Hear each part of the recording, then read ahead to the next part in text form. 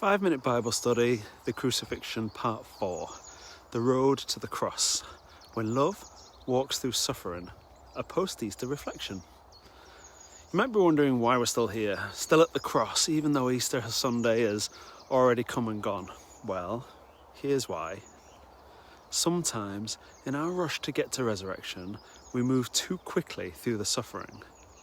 We celebrate the victory, and rightly so, but if we don't sit long enough with the weight of what Jesus endured for us, we risk reducing Easter to a celebration without cost. So, these next 2 parts of our series come after Easter for a reason. Not because the resurrection isn't central, it absolutely is, but because the power of the resurrection becomes even more profound when we linger at the cross just a little longer. Because love didn't begin with the empty tomb.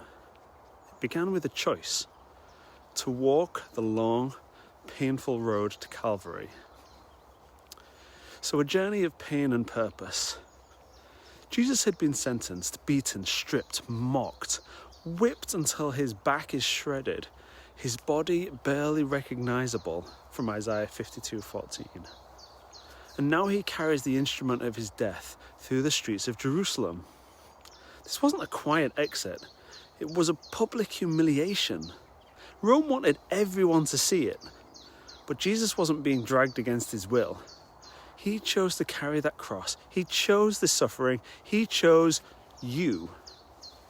And that choice, made not in glory, but in agony, is what transforms suffering into love.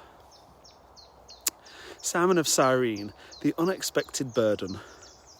Somewhere along the way, Jesus stumbles, utterly exhausted. And the Roman guards, not wanting him to collapse completely before the execution, seize a bystander.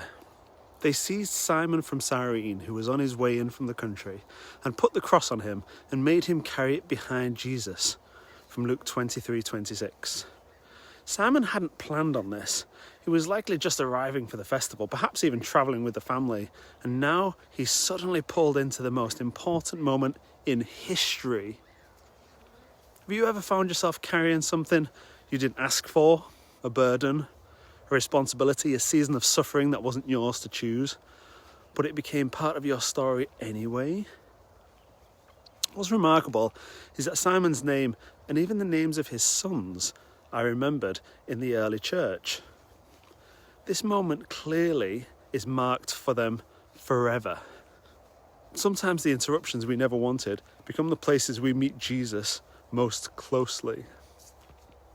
So the woman who wept. As Jesus walks, broken and bleeding, a group of women cry openly in the street.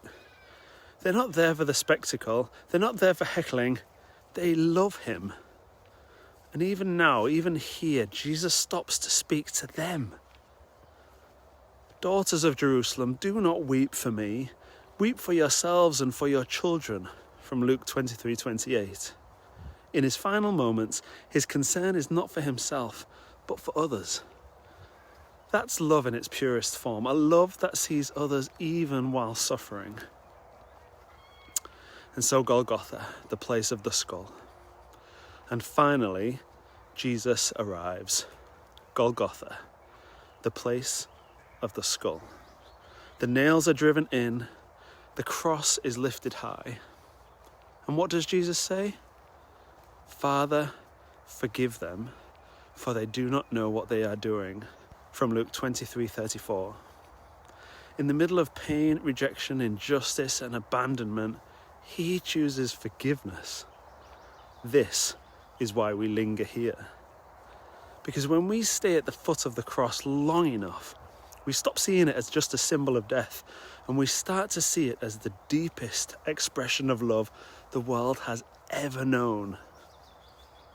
So some reflection questions. Have you ever been asked to carry a burden you didn't expect? What might God be doing in that? What does Jesus' attention to others in his suffering teach you about how love truly looks? And how does lingering at the cross after Easter shape your understanding of the resurrection? Next time, we sit in the silence of Saturday and the quiet power of Sunday's dawn.